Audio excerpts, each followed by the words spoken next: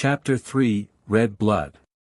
Elliot pushed the door open further, only to be met by a sharp yelp. Arg! My nose, god damn it.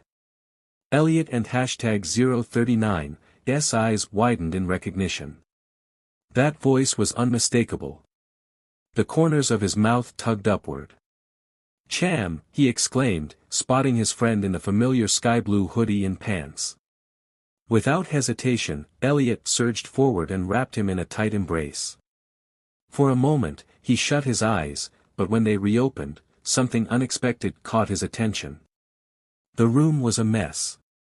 Normally, Ren's apartment was pristine, almost unnervingly so.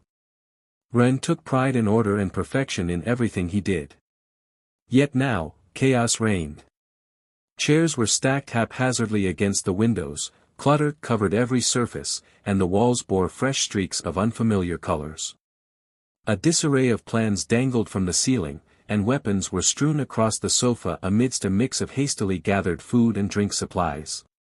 What struck Elliot the most, though, was the sight of Ren himself. His brother stood silently, arms crossed, leaning against the wall. Ren's usual calm demeanor had darkened into something more somber, his face lined with grim contemplation. He wore his usual attire, simple jeans and a white shirt layered with a button-down, but now both were splattered in stains, red, blue, and even green, seeping into the fabric like the remnants of a war he couldn't and #039 escape. Run. What happened? Are you two alright? Elliot blurted out before he could stop himself. His gaze flickered between Ren and Cham, his brow furrowed with concern. Ren looked up slowly, his blonde hair falling slightly into his piercing azure eyes. For a fleeting moment, his melancholic expression softened into a weak smile. Elliot, he said quietly, I've been looking for you. Ren straightened, the weariness slipping away from his posture as if he had shaken off a heavy cloak. His eyes met Elliot's directly. First, I tried to paint the apartment green, you know, my favorite color. Ren gestured at the dried paint behind him, the once vibrant hue now dull in the dim light. But I knew I wouldn't have enough time. I tried to call you, but every time, all I got was your voicemail. He rubbed his cheek absent-mindedly, smearing blue paint with his already stained sleeve. And then, when I couldn't reach you, I thought something had happened. I went looking for you. That's when things went wrong. Ren sighed, his voice hardening. Monsters appeared. Real monsters. They tried to eat me alive, so I sent them back to wherever they came from.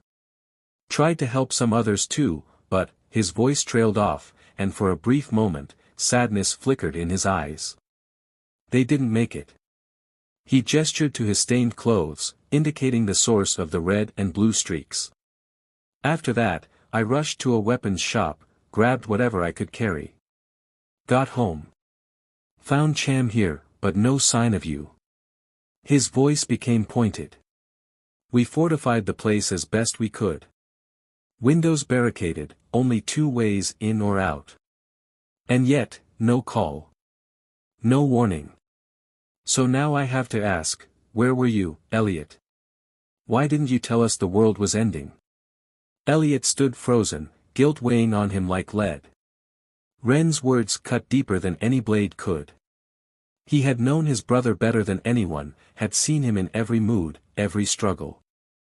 Ren was methodical, composed, even now, in the face of apocalypse. But beneath his carefully maintained exterior, Elliot could see it, the anger, the hurt. Ren's faith in him had wavered, and it stung more than he'd ever admit. Elliot's gaze dropped. He couldn't and #039 meet Ren's eyes. I don't expect forgiveness. I knew something was coming, but I thought it would be fast. Bombs, maybe, or an asteroid. Not this. He clenched his fists. I didn't want to worry you with my paranoia. I thought it would all pass, but now. Before Elliot could continue, Cham interrupted. Wait. Are you saying you had visions? Real ones? You could see the future. Cham's hazel eyes widened in disbelief, but then, almost immediately, he recoiled. No, sorry, that's crazy. But if it's true. What happens next? Elliot sighed heavily. I don't know. I haven't had any clear visions that show what's coming. But before everything went dark, there was a broadcast. It claimed the Earth, it's a prison. A pen for humans. That beyond our world, we're just entertainment, slaves. And now, they've unleashed these things on us, zombies, monsters, to watch us suffer. Ren's cold eyes remained unreadable, though something flickered in their depths as he listened. Elliot continued, his voice low. I saw one of them. Not a zombie, something worse. It didn't have a face. It was bulletproof, and it tore through someone's body like they were nothing. The memory made him shudder, but he left out the most horrifying details, sparing his brother and Cham from further terror. Cham, meanwhile, was wide-eyed, hands running through his disheveled brown hair as he processed the news. His breaths came faster, panic creeping in. But Ren remained unmoved, eerily calm. His gaze lowered to the green tarp covering the floor as if in deep thought. When he finally spoke, his voice was quiet but resolute. I believe you. The simple statement hit Elliot like a wave, easing the burden on his chest. For a moment, despite everything, he felt lighter. Thump. Thump. Suddenly, indistinguishable screams erupted from nowhere, accompanied by bodies crashing relentlessly against the door. Thump. Thump. Again and again. Without hesitation, Ren and Elliot dashed toward the sofa, reaching for their weapons. Their pulses raced as if they were engaged in extreme sports. Cham stood perplexed in the hallway, near the door. Elliot gripped a loaded Colt 1911 in his hands, its polished steel frame gleaming as he held it poised, waiting for the door to burst open. In contrast, Ren seized a Beretta 92 FS, matte black, elegant, and modern, holding it with the same determination. Tension filled the air as the two brothers stood ready, weapons drawn, while Cham rushed toward them to grab his own.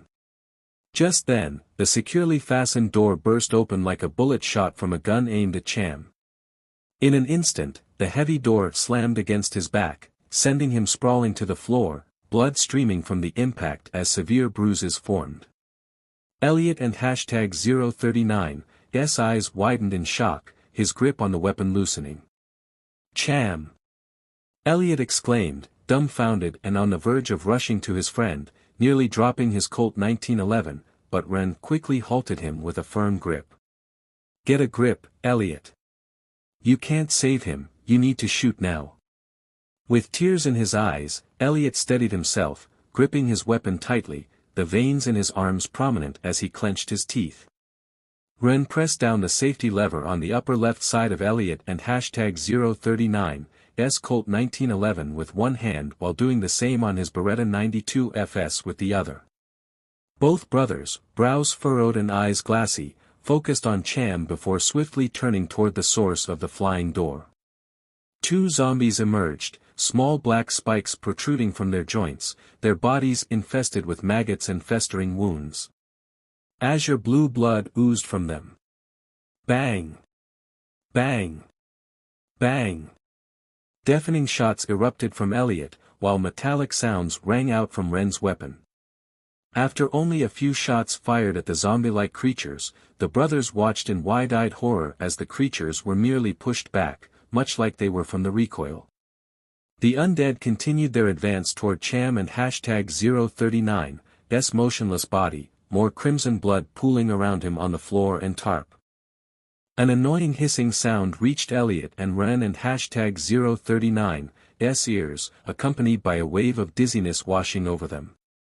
Elliot felt a pressure building in his head as he pressed his hands against his ears, noticing fresh red blood on his fingers. Yet this realization was overshadowed by another presence. A chill coursed through Elliot as he raised his weapon again, trembling slightly. Bang! Bang! Bang! But the bullets bounced off as if they were nothing more than toys. "Damn it!" Elliot screamed, continuing to fire. Bang! Bang! Bang! Bang! Click!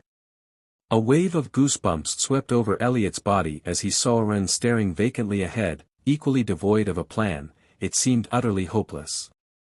In a fit of desperation, Elliot hurled his Colt 1911 at the faceless creature, but the bullets ricocheted off as if the gun were aimed at nothing more than a child's toy. "Fuck you, you damned beast! Fuck you, you filthy whore!" he screamed with all his might, his voice rising above the chaos, yet he could barely hear himself over the din. After inhaling deeply, he raised his gaze to confront the creature once more. It stood there, grinning, no mouth, no nose, no eyes, but the malevolence was palpable. It took a step closer toward Elliot and Ren but paused, pivoting to face Cham, who lay motionless, a grim plaything for the two zombies looming over his lifeless body. Elliot and Ren and #039's eyes followed the creature's movement, horrified as it turned Cham and #039's head toward them.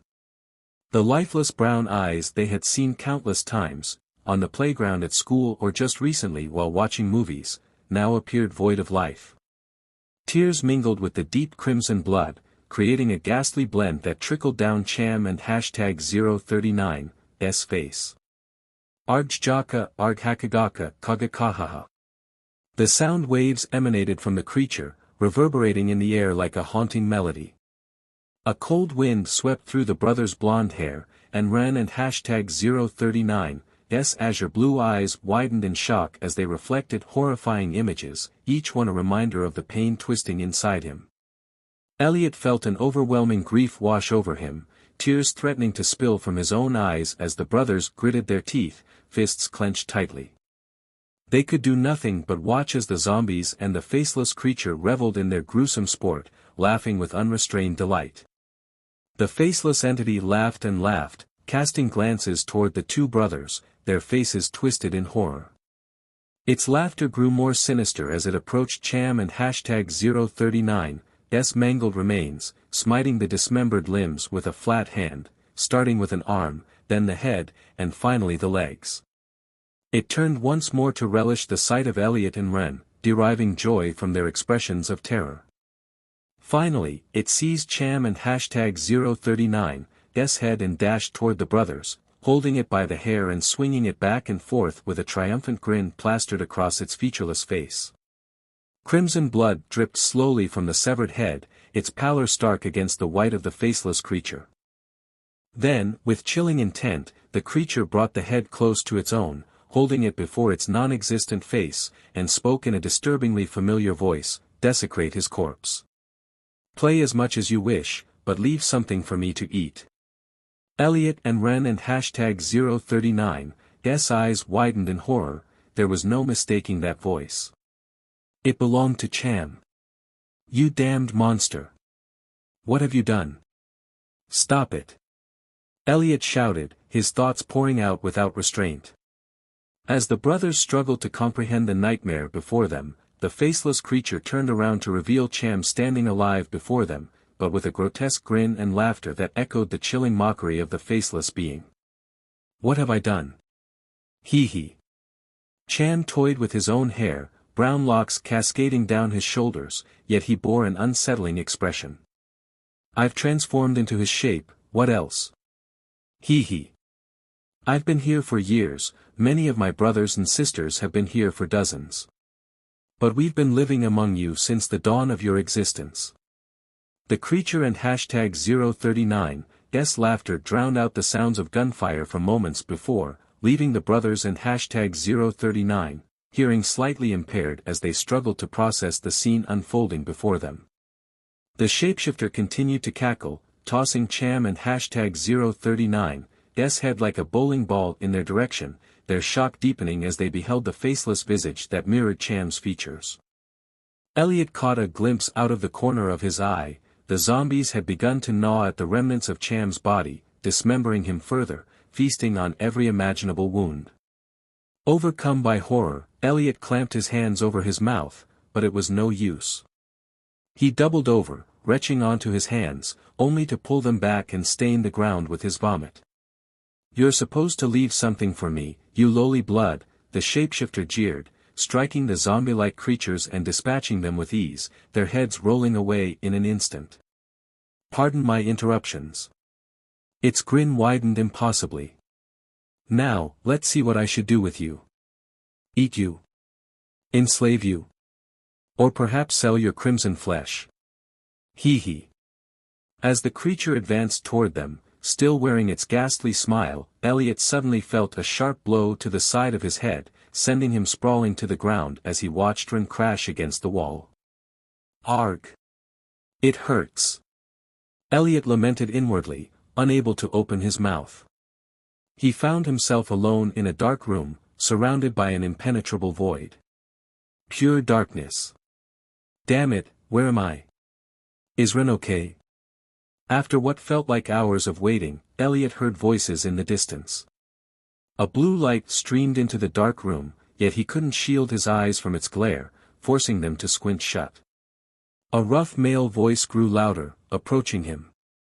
This one's red blood, the lowest existence and thus the weakest here in Elysia and throughout Hemorion.